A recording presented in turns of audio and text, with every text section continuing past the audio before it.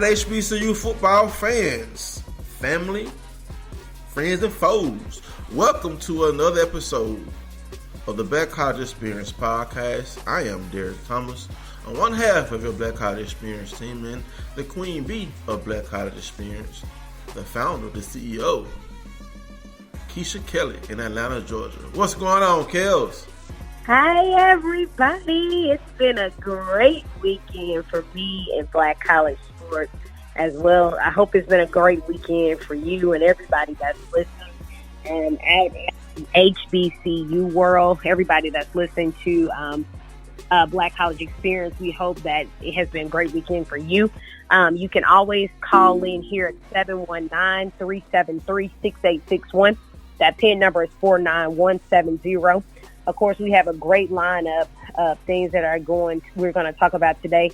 And one of those things that we're going to talk about, of course, we do have a guest on today. Of course, it's going to be Paula Jackson that comes out of Hampton University. So let's just go ahead and hop into it, dear. Well, before we go any further, we just had my line brother and the person who calls in almost every week, Patrick Perry, call in, and today is my line brother's birthday. So happy birthday, PP! Thank you, man. Yeah, how are you turning today? I'm blessed to see another year, good health, all that. You said today's your birthday? Yeah. Yeah. Happy birthday! How old did you turn? That's so rude. How did you turn? Old enough. Don't you sit on this phone and lie. What you doing? Happy birthday. Did you do anything fun for your birthday? Oh, what I usually do, I went to the soccer game. Oh, okay. Support and Valley. Hey, that's the best gift you can give and get. Yeah, I do the soccer game. I call stats and all that. Okay. Oh, that's nice. Okay. Well, Learn happy birthday. Every day. All right, birthday. So since we're gonna start off with our alma mater.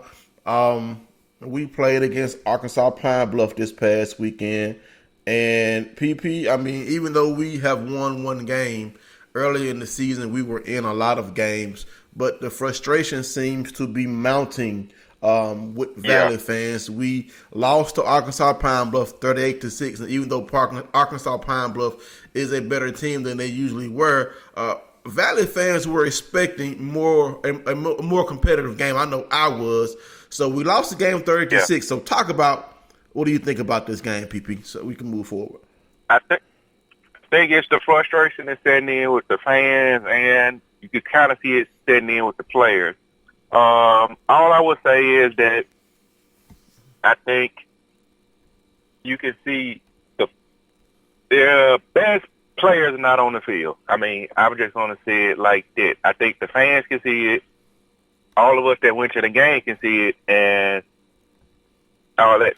That being said, like you said, UAPB is an improved team. I mean, I said that from the beginning of the season. Porter is the real deal, and I think if Patrick can stay healthy, their quarterback, they'll probably easily finish with 7 or 8 wins this year, because I think they're showing you they can score. They scored on a pretty decent Valley defense. They're going to score on anybody. So as long as their defense but I say when they play against Prairie View, when they play against Grambling, and all the other teams, I think they're probably going to be favored in most of those games. So I said, props to Pine Bluff. They finally beat us for the first time in 4 years. But at the same time, it's just us asking a lot of questions going into the Jackson State game. Right. And next up, we're going to talk about Texas Southern. I mean, Texas Southern. I actually picked in our weekly pick 'em. I picked them to lose this game, and I was correct.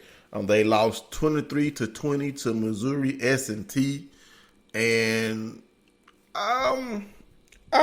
Kels, Texas Southern 0-6 in Coach McKinney's first year.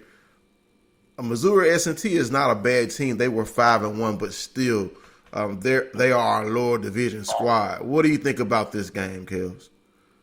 Well, looking at, you talk about where Texas Southern is And then look, even at a team that's in the lower squad in their division, you still have to consider that, considering where Texas Southern was. And the scary thing, or the funny thing is, remember before the season started, Texas Southern was actually, it's like, okay, Texas Southern might do something, once they did their draft and everything, and everybody's like, oh, Texas Southern might be one of the teams in the West to consider. But Texas Southern, I guess Texas Southern is Texas Southern. Nothing has changed with them at this point. Exactly, and nothing has really changed at all, because I agree with you, even with DeAndre Johnson at quarterback, but he did not play yesterday. Hey, about to say that. He didn't play. Devin Williams led the passing attack with 273 yards and 1 interception. On the ground, Dom Franklin had 114 yards and 2 touchdowns, followed by Ja'Cory Howard with 36 yards. In the air, Texas Southern was led by Donnie Corley with 10 catches for 152 yards. Also, the backtrack a little bit, our stats, got to do this. And we didn't really have much effectiveness. The Derek Bryant had 80 yards. We threw 3 picks. Jarius Clayton led us on the ground. Through the air, we were led by Jarius Clayton again with 45 yards. Arkansas Pine Bluff, Shannon Patrick threw for 3 touchdowns and 334 yards. I guess he's going to be the starter going forward, because Skylar Perry started last year with Shannon Patrick out for injury. So they actually have 2 quarterbacks who can play. Taylor Porter again continues to dominate, 97 yards on the ground, 2 touchdowns. So I mean, these 2 games are just letting you know that right now these are the 2 teams that are struggling the most on the SWAC. Our Delta Devils and Texas Southern losing to Missouri S&T. Let's talk about Jackson State's homecoming, because we have had some homecomings. Our homecoming was last week. We won our homecoming against Virginia University of Lynchburg, which we are happy about. That was our first win, so we can pick at Jackson State, because Jackson State lost their homecoming game to Alabama State. So, I guess people could say, well, Jackson State played a tougher opponent than we did. Who cares? We won our homecoming. But this is Coach Hendrick's first homecoming game, and Jackson State fans are still upset. They are not happy. They are just tired of the futility. Losing to Alabama State 31-6. The Tigers are 1-5 on the season, 0-1 in the SWAC. Alabama State 3-3, 2-1 in the SWAC. Kels, let's talk about these Tigers. Looking at Jackson State, I guess I'm gonna stop saying that Jackson State gonna be the team to watch, because 2-3 seasons they have proved me wrong, and I've never seen a Jackson State team look this bad. And so to see them lose like this, they made Alabama State look like complete all-stars. And to be crushed like that for your homecoming, it's horrible. Really can't say much about that. I mean, I really can't see where or when they'll get their stride back if you're looking at the rest of the season, because they still got to play Southern. They still have other games that they have yet to touch. So it's going to be I can't even say a rebuilding season. I've never saw these Tigers or this Jackson State Tiger team look like this. Right. So basically, this is the curse of Comedy. To my knowledge and my record, Jackson State has not had a winning season since Comedy was unceremoniously fired after he had a winning season. Correct? Correct me if I'm wrong, PP. Correct. Last year, they went 5-5. So you're right. They haven't had a winning record. Right. Record over 500. Yeah. So, we know what Comedy did at Jackson State. We know what he did the year after he left Jackson State, defeating Jackson State on the football field. And I grew up idolizing Jackson State football, and what I have seen over the past couple of years has not been Jackson State football. And fans are antsy. I mean, Jackson State fans are prideful, just like Southern fans, just like Grambling fans, just like, I'm going to say this again, just like Southern fans.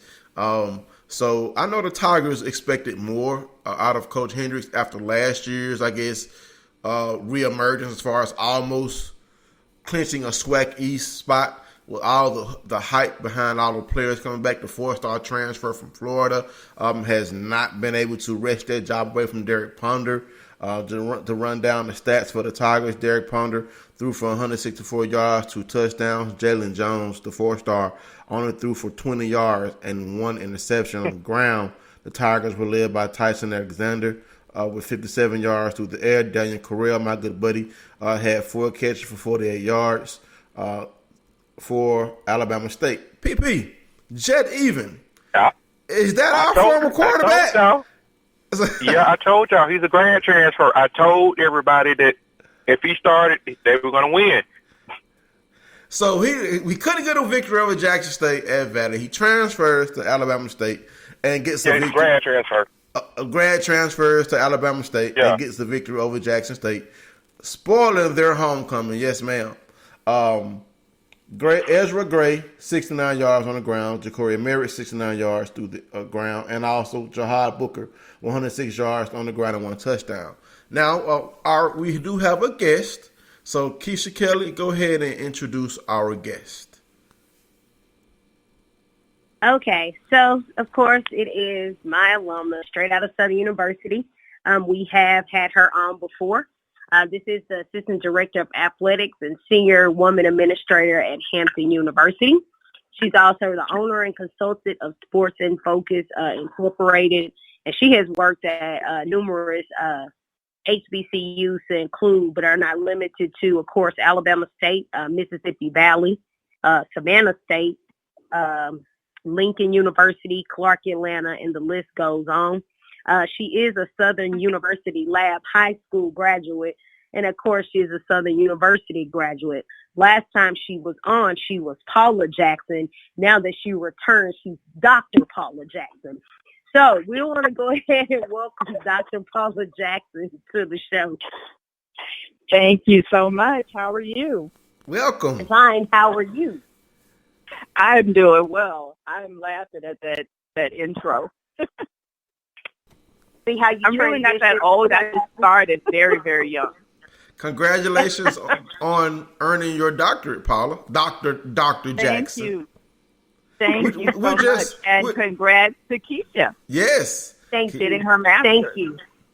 Thank you. It's awesome.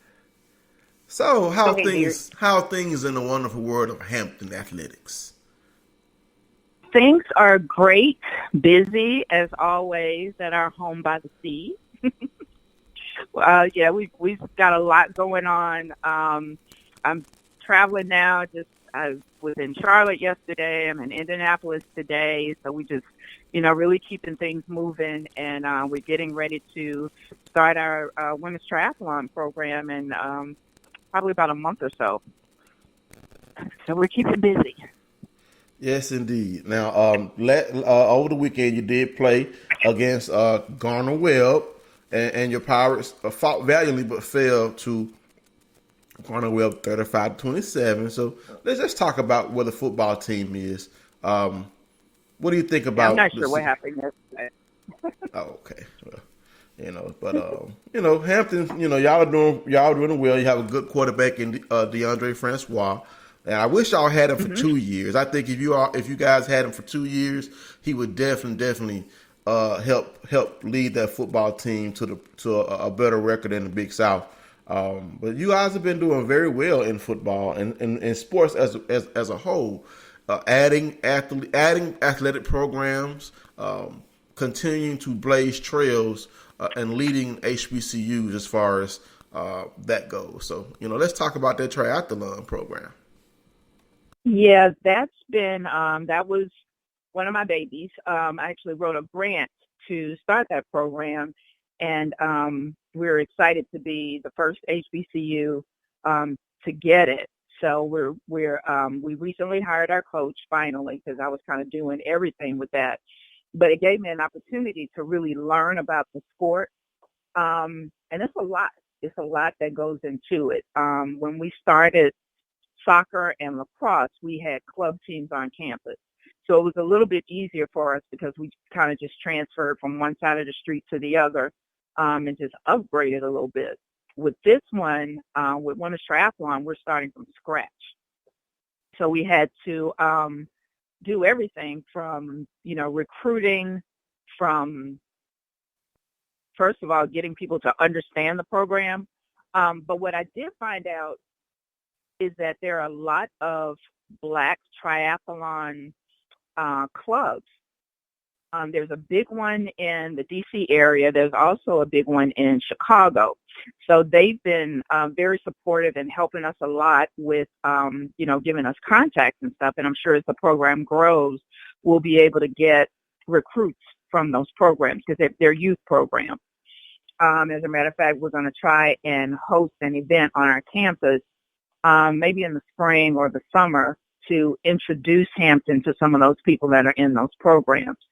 So, as I said, it's been a learning experience for all of us. The coach that we hired was the director of aquatics already at Hampton. So she had some contact within the swimming world. So we're, just trying to piece all of that together with the swimming, the running, and the bikes. And, that was an eye-opener for me when I really started to look at the program and buying the equipment. And it wasn't even like the top of the line, but one of the bikes that was recommended to me was actually like $18,000. And the first thing I said was, that's a small car, right? And Correct. I don't know if we're quite ready for that one right now, but we'll keep that in mind. Yes, indeed. And so it's a pretty expensive sport too. Yes, I mean, because here's what I think this is gonna help. When you have the sport of being a triathlon, I think which is an Olympic sport. I think still correct. Yes, this could help put HBCUs on the map, training the next Olympic champions in women's triathlon.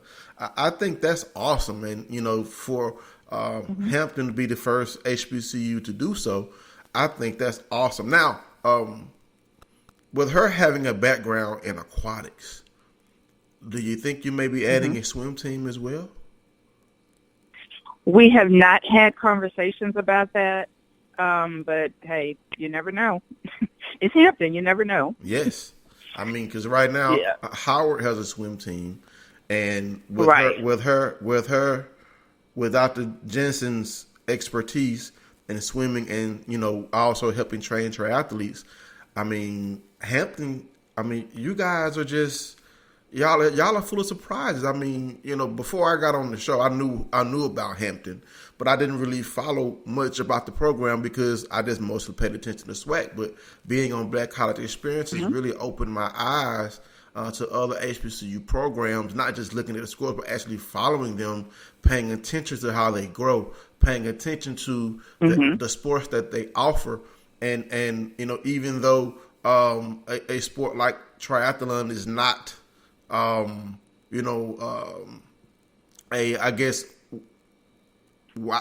it's not at a lot of institutions, even the bigger schools. Right. It's great to see that an HBCU is wise enough to add this sport to bring exposure to itself and also to provide opportunities, because adding sports provides opportunities for future student athletes, and that's what helps your university grow. That's what allows student athletes to come to your university, obtain a degree, and compete at a sport and go on with their lives, whether they become a coach or become a professional triathlete. Which, hey, it could be a former Hampton triathlete winning a gold medal.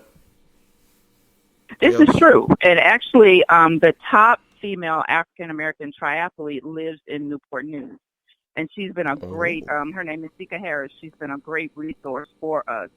And she's, obviously super excited about the program. And a lot of the people in the area, because what they keep saying is when we were in school, we didn't have this opportunity. And that's, across the board, not just African-Americans, but our white counterparts as well. And everybody's been really, really excited. But, I also want to say kudos to Etienne Thomas, who's the AD at Kentucky State, because they're starting a program as well. So there's going to be, another HBCU with this program. And I know USA Triathlon has been pitching to a lot of the schools. So I'm sure there'll be some others, coming soon. But it is an emerging sport for women with the NCAA. So right now, I think there are only 30 Division I programs in the whole country. So 30 programs, period, in the country. So it's going to be since no conferences really, are there any conferences that have been built to support triathlon as a sport? Not yet, but it's a work in progress, and it's growing. Because it's an emerging sport, there's really not a major. There is a championship. It's in November in Arizona, I think. But they're not like conference titles and stuff like that right now. Mm-hmm. If you qualify, even for us, we qualify, we could go to nationals right now, just because there are not that many teams. Don't think we're quite ready for that, but it is an option that's out there. And just to let people know, a triathlon is defined as a 3-part sports discipline comprising of swimming, cycling, and running. Because some people probably never paid attention to what a triathlon is comprised of. So, to be a triathlete, I couldn't do it because I can't swim. But you have to really, really be an athlete. It's different from football. Absolutely. It's different from basketball. And it's open water swimming. You're not swimming in the swimming pool. It's different from basketball, baseball. Water. You really have to train your body for 3 different sports. Some athletes just train for one. And now you got to train your body for 3 different sports. So, Kels? It's crazy, but that's why I say it's been interesting to kind of see, because I've started to really pay attention and, even watch the competitions on TV to see what the top athletes are doing.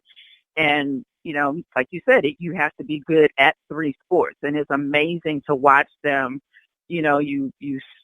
Swimming is tough enough as it is. And then you get out of the water and you go jump on a bike. And then you get off the bike and then you got to run. It's like, okay, I'm tired just watching you guys, but, kudos to them. Okay, so after you talk about triathlon, and again, we know, as I was talking to you earlier, we know that Hampton they're literally putting kids ahead of the program. You're literally putting HBCUs ahead because you're offering those non-traditional sports, as to where we always look at football, basketball, baseball, and people don't really think, hey, tennis is a sport where I can get a scholarship. There's a lot of scholarship money in tennis and things like that. Right. Talk to us more about the lacrosse program. And I'm always interested in the selling program. When I tell people about selling, they really think I be lying about Hampton having. They really think I be making that up. And I was we still, and I know. You talked to me about getting Coach on, and we've got to figure out a time to get him on as well. But, yeah, we have a sailing program, and we've actually had that sailing program for quite some time now. And Coach Ambrosi, he's been there since the beginning. And it's interesting to listen to him talk about how, when the program first started, Hampton was kind of an afterthought for everybody when they would show up. And the last 3 years or so, we've been competing for national titles. They've been in the top 10 in the nation for the last couple of years. So now, when Hampton shows up, it's like, okay, we got real competition. We got to watch them because we're sneaking up on people now. And most of those students are European, come from, other countries, but we have some dual sport athletes. So we have some people that were playing volleyball and also on the sailing team, or let's see, what was the other one? I think she was on the tennis team maybe, and also on the track, and also on the sailing team. And Coach Ambrosi is also our javelin coach for the track team as well. So we have some folks there that are in dual roles. But they are great. They are great. They have a different mindset than, most of your quote unquote traditional athletes, because they're just different. I mean, they're in the water all the time. They're in their training is just a lot different from everybody else's. But, they're just great kids and they love what they do. And it's so, I could never do it because the water, not say boats for lack of a better term, but and that's what it is, but there's another term for it. But when they tilt over, you can see the water coming up over the side of the boat. That's a little much for me. As much as I love water. Oh yeah. You don't have to. But it's beautiful to watch. I'm afraid of water also. I can't swim, so. Yeah, I will watch sailing. We don't have to work on you. No. I'm safe on land. Yeah. I'm safe on land. I will watch Hampton sailing team on TV. Me too, on land. On TV, or like if I ever have a chance to travel up there to the Hampton area again, because it's been a while since I've been up that way. I was just watching from land. I mean, like I've watched sailing competitions on TV, so I see what they do. Got to keep those sails going.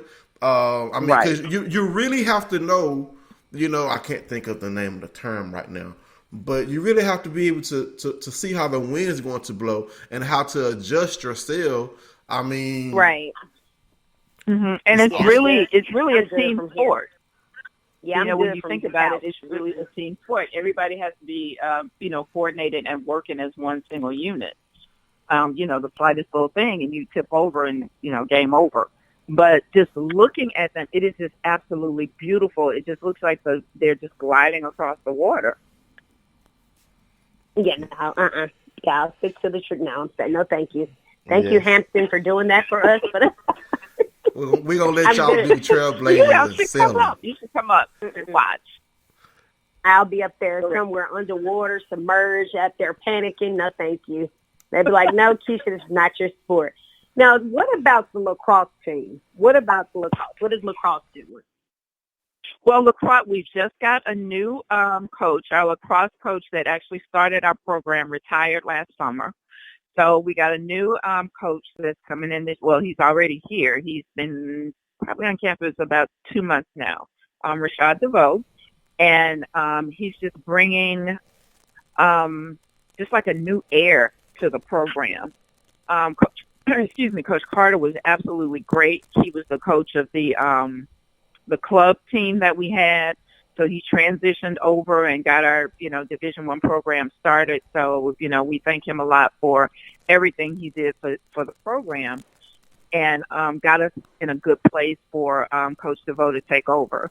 So the guys are really excited this year. They're talking a lot about, the newness of the program, having a different mindset, because the coach, is coming in and, he's just bringing a different feel to the program. So they're super excited about what's coming up next semester. And he's already talking about recruiting and what he's going to do. And, so we're excited. I think this is going to be a good year for us too, with lacrosse too. Derek?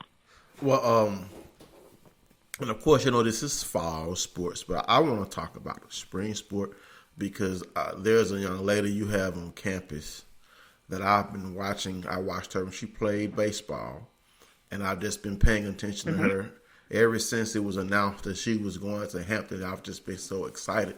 And I'm talking about the one and only Monet Davis. Baseball. Hampton actually doesn't have baseball. One of the things we don't have. So Monet Davis, the softball player, baseball sensation. I think she's been like a celebrity for years. Like, she got a chance to perform at the NBA All-Star game. But whenever I watch interviews with her, she doesn't let the attention go to her head. She seems like she's a very humble young lady. I remember when she first chose that she was going to an HBCU. A lot of people try to say that she made a mistake. Oh, you're too big time to go to an HBCU, but she didn't let anyone sway her. So, can you talk to us about her recruitment to Hampton and just how that process went? You're right. She's very humble, and that's one of the things that I really love about her. She's just like any other kid on campus. She doesn't, ask for anything special. She doesn't do anything, but we treat her just like everybody else. Initially, during the registration process, we had, I think it was ESPN that came on campus and kind of followed her around doing the whole registration and moving into her dorm and all of that. But aside from that, that's it. Now she is Hampton University freshman, part of the softball team. And, excuse me, and she fits in just like everybody else. But she said what really sold her about Hampton after, because she actually looked at the basketball program and the softball program. But what really sold her was the journalism school, which I was really, really excited about, because that lets us know that she is serious about academics as well. Awesome. So we're definitely going to have to get her on Black College Experience one day, because she's interested in sports journalism. Mm-hmm. And I mean, it's just, so when you say she was looking forward to sports, do you think she may choose to play basketball?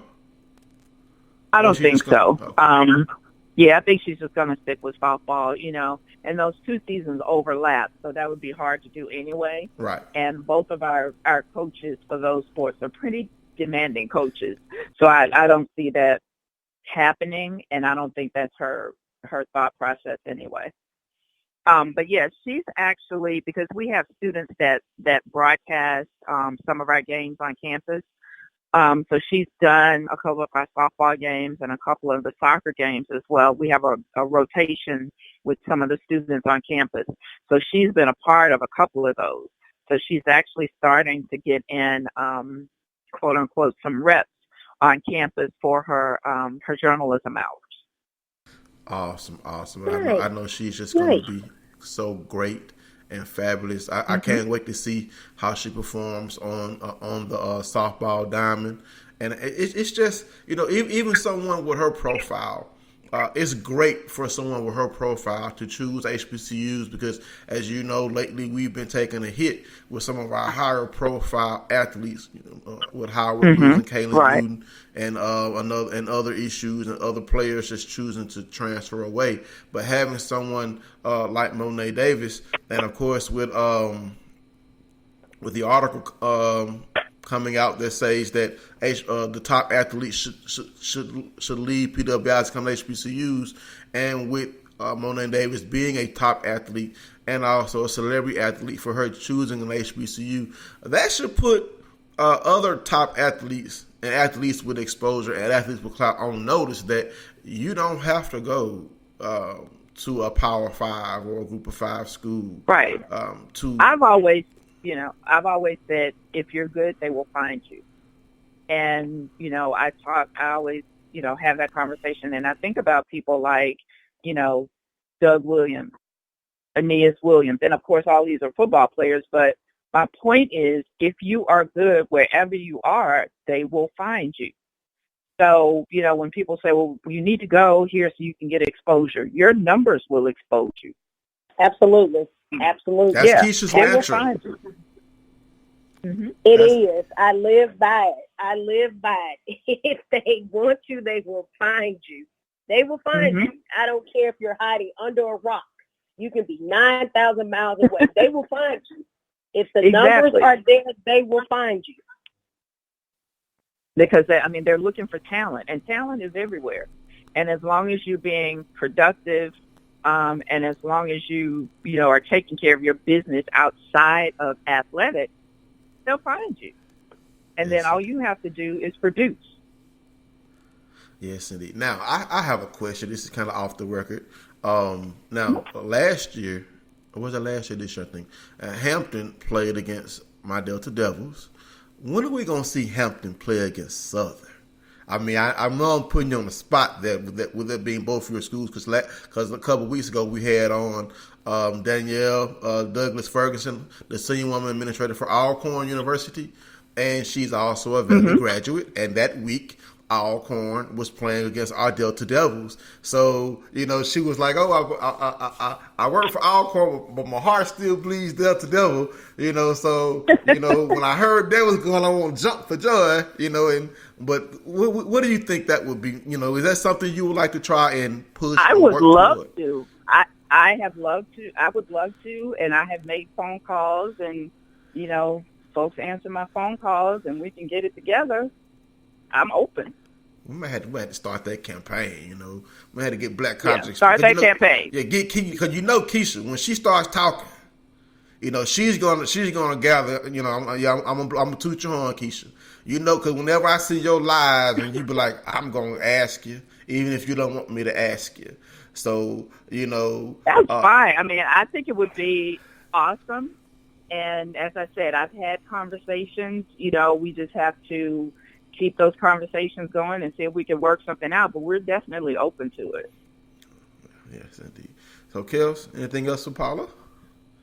I have nothing else. I don't. Paula, so now are you in Indianapolis for travel again for school? Is that for school too? I am here for the NCAA Pathways program this week. Oh, okay. Yeah. So always busy. Always busy. We know. I know, right? We were just talking about that a few minutes ago before I came to get on the call. It's like, people are like, well, what do you do when football is over? It's like, well, we have 19 sports. 19. So and there's adding more. Always a lot to do. And adding exactly. more. That, and then aside from just dealing with the sports, you have the administrative piece, and then conferences and meetings, and all the other stuff that we have to do. And that's why I tell, because a lot of people are like, oh, I would just love to have a job in athletics.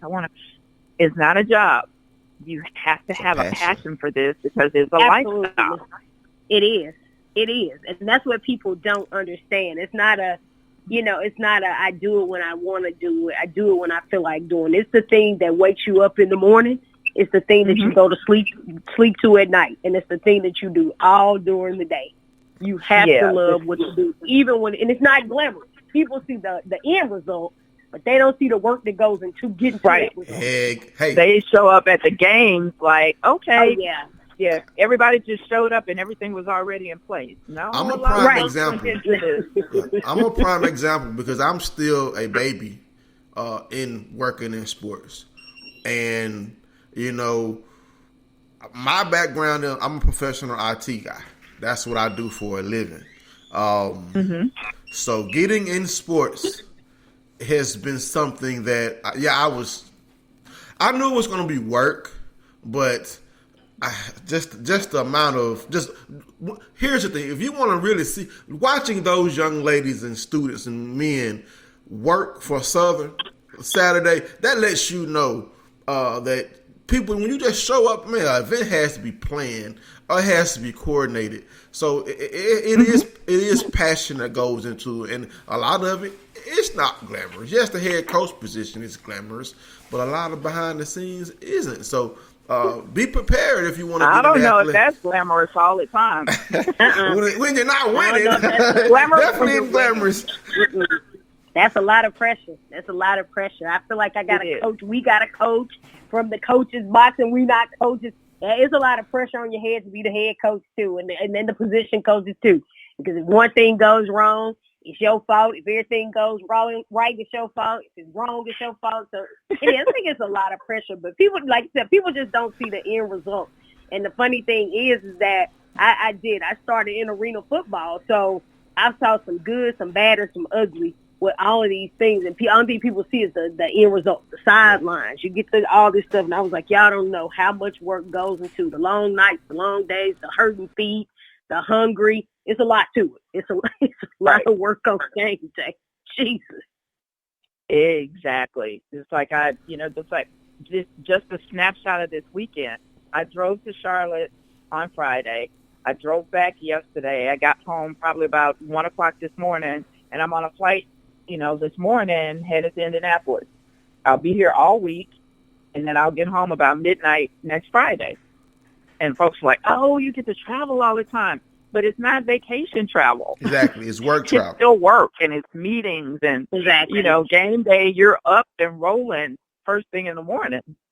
So that's why I tell people you have to have a passion for it, because it takes over your life. Folks are like, well, what do you do during the summer? I'm planning for the next year. Maybe a week or so in there, you take a break to kind of let your brain cool off. But you're constantly planning for the next thing, the next season, the next recruiting cycle. If a coach leaves, then you got to find a new coach. Just that whole thing. So it's ongoing. Right. And that's part of, and Keisha has been to my conference that I do, the Minority Trailblazers in Sports. We preach that. Because people are, they're showing up, and we want to learn how to get into sports and how to do this and how to do that. And that's great. And I'll do whatever I can to help anybody get in. But you got to understand, be careful what you're asking for, because it's a lot. Now, before we let you go out of here, your Jaguars, both of your Jaguars, took on Prairie View yesterday, came out with the victory, 34-28, and that puts you atop the SWAC West right now. Where are my standings? Yes, right now atop the SWAC West, leading UAPB. Y'all are 2-0. Play Texas Southern next week, and talk about what do you feel. I mean, we're not talking to you as a Hampton employee now. We're talking to you as a Southern grad now. What do you think about the Southern Jaguars and leading the SWAC West? Well, I'm always excited when Southern is leading in anything. It could be tiddlywinks. I'm there for it. I am there. I'm putting on my, I'm a cheerleader till the day I die, so I'm putting on my skirt and I'm ready to cheer for whatever it is. So, I talk them up all the time, even when I was in the MEAC, and I still obviously have a lot of friends that are in the MEAC, but even now, in the Big South, I talk about Southern all the time because, that's me. As Keisha said, in her introduction, I'm a Bluff baby. I grew up on that campus. My mom worked there for almost 40 years. I went to nursery school on that campus. I came back in fourth grade and didn't leave until I graduated with my college degree. Wow. So I bleed Columbia blue and gold. So I will go to battle with anybody about Southern. As I said, if it's tiddlywink, Unos, Jack, whatever, I'm there for it. I am for my Jaguars. We are true defenders of the gold and blue. Yes, indeed. We're going to be all right. Well, we're going to run the table. What you say, Keisha? Oh, absolutely. Everybody's waiting. Of course, we got Texas Southern coming up, and I guess everybody's more so waiting on to see what's going to happen on October 26th. Against Alcorn. I'm one of these people. I'm game by game, but I also believe that any team can fall off. Any team can fall off. New York and Dallas is a prime example of that today. They got worked over here, and I'm just surprised. I truly believe any team can lose and any team can win. Absolutely. I mean that like our game yesterday, that was very unexpected, and even. Now, I was talking to the SWA from Gardner Webb, and she said that was very unexpected. And said, yeah, for us too. But that's why you play the game, like the movie, Any Given Sunday. So in this case, Any Given Saturday. Yeah. You never know. But, we're always going to be there in support no matter what. Yes, indeed. Well, Paula, safe travels, and we're going to have to get you on just to talk sports one day, we just get you on just being in fan mode because of course I have an idea that I'm gonna try to push. I want to have an all ladies night show where I'm not gonna be talking. It's gonna be you ladies. It's gonna be you, Keisha, and I want to see if we can get Tiffany Green and see if we can get some more women in sports, because I think. Of course, you've been on with me before, so you know how I feel about women in sports. I just think that would be something great to have to promote women in sports. And it doesn't necessarily have to be all HBCU grads. Just have a conversation about the accomplishments that women have made in sports and athletics, on the field and off the field. because you have women getting jobs in the NBA, women getting jobs in the NFL. A couple of years ago, I got a chance to meet the strength and conditioning coach for Bethune-Cookman, who was a lady. Mm-hmm. And when she told me she was the strength and conditioning coach, I looked at her. I said, "Yeah, you look like you can whoop some butt in a weight room." And she was like, "I don't know I'm gonna get that." So I'm just look. I really, when she shook my hand and told me what she did, firm handshake, and she said, "I get my boys right." I mean, I think that's something we need to push with Black College Experience being a woman-owned entity. I just think it's something that we should that's great and can promote, because we have people like you, people like Tiffany Green, who was on TV talking HBCU sports. Monet Davis, a trailblazer, what she did in the Little League World Series and what she plans to do on the softball field at Hampton. I just think that it's something that would be great for Black College Experience and HBCUs as a whole. Mm-hmm. So definitely we'll have to try to get that going. Yeah, that's a great idea. I've actually, kind of thought about something like that myself. So, yeah, please give me a call. I'd love to be a part of it. Yeah. And, I'd love to invite you guys. Well, as I said, Keisha's been there before, but when I have my conference in the spring, come and broadcast from there. Because it's not only women, but, have at it. I'm sure we could set up some time where you could do some interviews with some people, and I just think that would be awesome. Most definitely. I had to try to make that happen.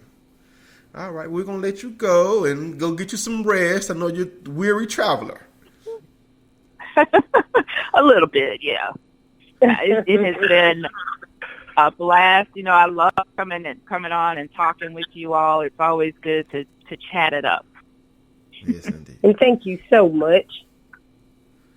All right. Absolutely. All right, so we're going to move right along with the rest of our score updates. Grambling got another victory on the season, defeating Alabama A&M 23-10. And Grambling has a little quarterback controversy going on. Hickenbottom was replaced by Charles Wright after throwing 2 interceptions and being ineffective. We also had an Alden Clark sighting. But Grambling was able to hold on to the lead and defeat Alabama A&M, McKeel Glass, 225 yards, 1 touchdown, 1 pick. Also, Alcorn State blew out Savannah State, which I felt like that was going to happen, 42-17. Felix Harper continues to, he continues to just be smoking hot. In this game, he threw for, let's see here, bring up the stats as we move on, 5 touchdowns and 324 yards. Noah Johnson may not get back on the field, Kels. Uh-oh. And I don't think I even realized that he was out. I didn't realize that Noah was hurt or still hurt. Rather, I knew he was hurt and know he was still hurt. But this Alcorn team, we're talking about Alcorn. You did say Alcorn, right? Unfortunately. I just wanted to make sure you didn't switch, because I heard you say Grambling first. I just want to make sure you didn't switch. And then I heard Noah Johnson. I'm like, okay, I know I'm hearing the right thing. But seriously, it is. It just looks like a team that's going to be hard to stop. And granted, they played out a conference. They played Savannah State yesterday. But it's going to be a team that's going to be hard to stop. It's going to be interesting to see what they do. Now, for people that don't know, they actually got some coverage yesterday, I think, on ESPN. They got the sticker and the helmet. So they were talking about him. And I don't care what school it is, Alcorn, Grambling, Southern, Mississippi Valley, Jackson State, A&M. I don't care what school it is, or ESPN. As long as one of our HBCUs is getting some coverage on TV, at that point, I don't care whose helmet up there. I was excited to actually see that for Alcorn. So, props to them. But it's going to be a battle with Alcorn. And the question that I always put on the table is, if Alcorn, does it end up being Alcorn and Southern? If it does end up being Alcorn and Southern, can Southern do what it needs to do on the defensive side of the ball to do what they need to do to stop Alcorn? If they can't stop Alcorn, Alcorn advances on to Celebration Bowl. Will Alcorn be able to handle business when it comes time to step into the ring with, let's say, North Carolina A&T, if it's North Carolina A&T? Because as we all know, looking at FAMU was playing really well, but guess what? FAMU has a postseason ban. So this is like the prime time for FAMU, but it's really not a good time. So will Alcorn be able to handle business if that was the case? Right. And speaking of FAMU, jumping over to the MEAC, before we get out of here, Bethune-Cookman defeated North Carolina Central, winning its fourth straight win, 27-13. And at this game here, I've been waiting for it to happen. I've been waiting so I could congratulate Tyrone Wheatley. Morgan State blew out Delaware State, Kills, and I picked Delaware State to win this game, but Morgan State made me a loser. Congratulations to former NFL running back, Michigan running back Tyrone Wheatley, securing his first victory as a college football head coach. Morgan State, like I said, defeating Delaware State 34-3. Norfolk State downed Howard 49-14. Jawan Carter accounted for 430 total yards of offense and 6 touchdowns. Florida A&M defeated South Carolina State 42-38. Now this is a game that a lot of people, were looking at as who could potentially be a team that could knock off North Carolina A&T. But, of course, like you just said, Kills, FAMU has a postseason ban. So even if they were to win out, they cannot play for the Celebration Bowl championship. But it's good to see FAMU playing well. Ryan Stanley set another record and threw for a career-high 427 yards, and including a 19-yard strike to Kamara Young with a minute and 8 seconds left to cap the victory. So FAMU 5-1 overall, 3-0 in the MEAC.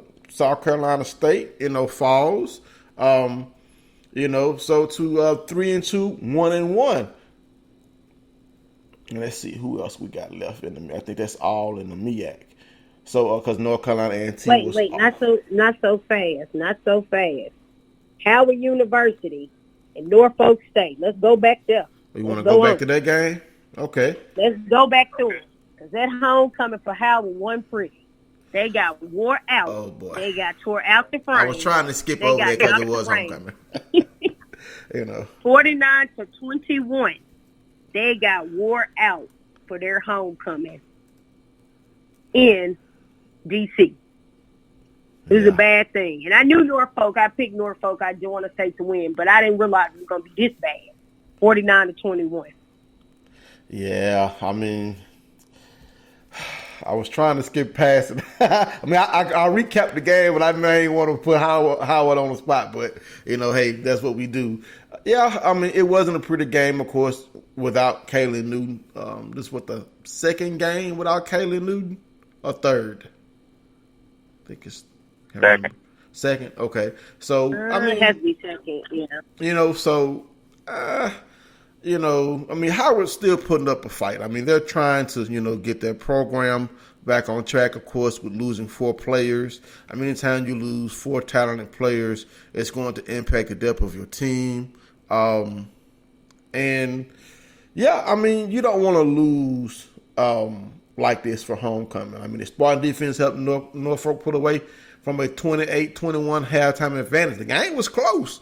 Howard was hanging in there for 2 quarters and, went into halftime and decided we're just going to stay home. But they played like they were in the house, So 1-6 on the season, 1-2 in the MEAC. We're going to pray that Howard can get back on track. So now jumping over to the SEAC. Some good games speaking of SEAC. Good games. All right. So, Tuskegee versus Morehouse, Kills. This is a big game in the SEAC. Let's talk about this game before we get out of here. Tuskegee Morehouse, this was the 84th annual classic between the two, matching up. The funny thing is last week that Tuskegee was shut out by Albany State 21-0. So they said, the question comes in, and I made the same. I was like, I never seen a Tuskegee team look like this in 1-4. Haven't saw Tuskegee look like this. And of course, the conversation comes in, and Ken Slater's still coach, and it was some talk and some chatter about that around. And it comes, it's just, he can still coach as we saw them knock off Morehouse. Now, my question is what's going on with Morehouse? But it was a much needed win for this Tuskegee team. And we all know that in the SEAC, it's kind of like a shift and shuffle, as I say, because one team will get hot one week, one team will get hot another week. And with Miles, even though Miles is continuing to play, if you've been paying attention, Miles has only been winning by maybe 2 or 4 points. It's been really close games. Last week comes to with Clark Atlanta. They were playing to almost 1 o'clock, basically 1 o'clock or so in the morning because of weather delay. And it was even some of their fans was like they should have lost. So for Tuskegee, it was a much needed win. As they continue to play through this season, I'm interested to see what Slater will do. But Morehouse, facing another opponent coming up, I will get a chance to see Morehouse next week for their homecoming to see what Coach Freeman has set up. But it was one of those, again, much needed for Tuskegee. Yes, indeed. And Fort Valley State took Central State to the woodshed, 77-34. What a whooping. Of course, Miles defeated Benedict 24-21. Albany State defeated Lane 33-13. And then Kentucky State defeated Clark Atlanta 35-24. That's all our games in the SEAC. In the CIAA, my favorite squad in the CIAA, Noah Mir, Hall, no problem. Bowie State beats up on Shawan 64-17. Virginia Union shuts out Lincoln, Pennsylvania 62-0. St. Augs, an upset in my eyes, an upset because I picked Livingstone. Livingstone only lost 1 game, and St. Augs with all the turmoil with their coach getting fired and then the AD having a health scare. Somehow the football team behind their 2 interim head coaches were able to pull off an upset 20-12 over Livingstone. Winston-Salem State defeats Johnson C. Smith 23-7. Virginia State beat up on Elizabeth City State 54-21. Fayetteville State defeats Shaw 25-22. But I want to go back to the St. Aug Livingstone game, Kills. I mean, St. Aug was a program in turmoil when the football coach was fired. Allegations of AD not doing his job, and then we had AD Williams having a health scare, and then the St. Augs Falcons able to pull off this upset. Let's talk about the grit that these players had to show to be able to keep their mind on football with everything going on with that football program. It's the funny thing is we want to believe that Livingstone, and that's a lot to going back before I even start. That's a lot of stuff to face. That's a lot of stuff to face in a program. When you're trying to succeed, so it's a lot of stuff to face. But I guess with Livingstone, the fact that they pulled off the upset, and I know I picked Livingstone. Of course, we all believe the hype. Somebody does one thing and they're undefeated for an amount of time. You think they can't fail. So to hear that, it's kind of like, now I can see how my picks were off. But, it's God, they're starting off strong. We're going to see if this one will make them change. But I guess it's a good look for the St. Augustine Falcons. Right. And let's go ahead and run down the rest of the HBCU scores. Ottawa defeats Texas College 76-1. Langston defeats Arizona Christians 34-16. Fairmont State loses to West Virginia State 42-38. Let's see who else we got on here. Scroll. We already talked about Hampton losing to Garner-Webb. Lincoln gets blanked by Nebraska Kearney 44-0. Tennessee State falls to Murray State 31-17. Edward Waters finds an offense and beats up on Allen 44-14. The homecoming inaugural AME Classic for Edward Waters defending their home turf against Allen U. I actually picked that as the HBCU Independent Game of the Week. I felt like Ed Waters would win that game. I mean, what do you think about Ed Waters' offensive outburst? No comment. All right, before we get out of here, got to announce our winners for this week. Week 7 in the Black College Experience APCU football pick'em are Jermaine Johnson and Harold Smith. They each scored 50 points apiece.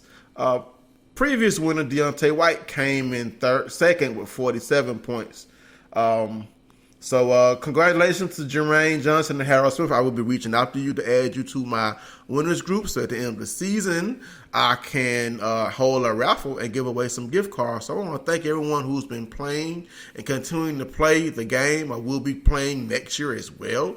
So I'm really appreciative of all your efforts, taking the time to make your picks as we continue to try and grow this pick'em game for HBCU football. Kels, go ahead and close us out. Okay, so before we close out, I got to go back to this Prairie View Southern game. So we didn't really get into that. So I'm going to get into that.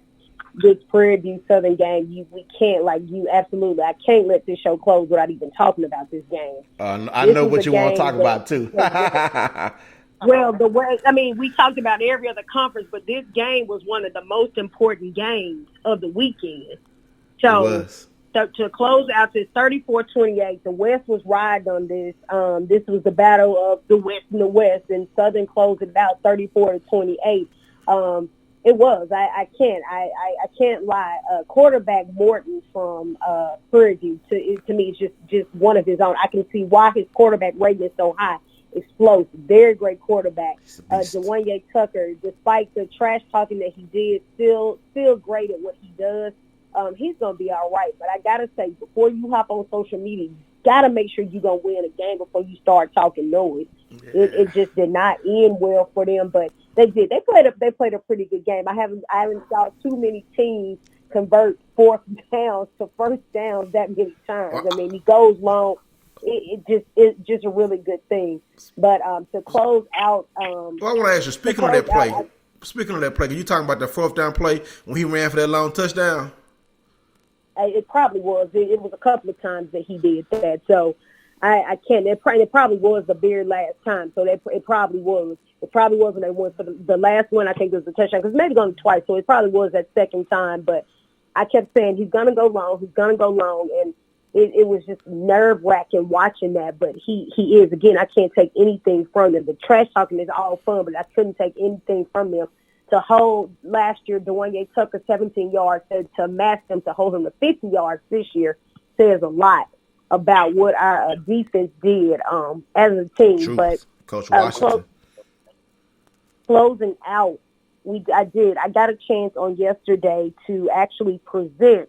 Got a chance to actually present NCAA eligibility portal and requirements to students at a college prep. So I'm very thankful for that opportunity to present to over 200 students and parents the do's and don'ts for the NCAA and the requirements. And you'd be surprised as to how many students don't know about NCAA and how they got to register and so on and so forth. There's a lot of stuff, a lot of information, and a lot of kids just don't know. But this week is homecoming for Clark Atlanta University. I will be at Clark Atlanta. I'm getting started, I guess, on Wednesday, Thursday or something. I'll be in the mix with Clark Atlanta doing my Clark Atlanta thing. So I will catch y'all next week. And we'll be talking about Clark Atlanta and what happened at Clark Atlanta. All right. We are out of here. Good night.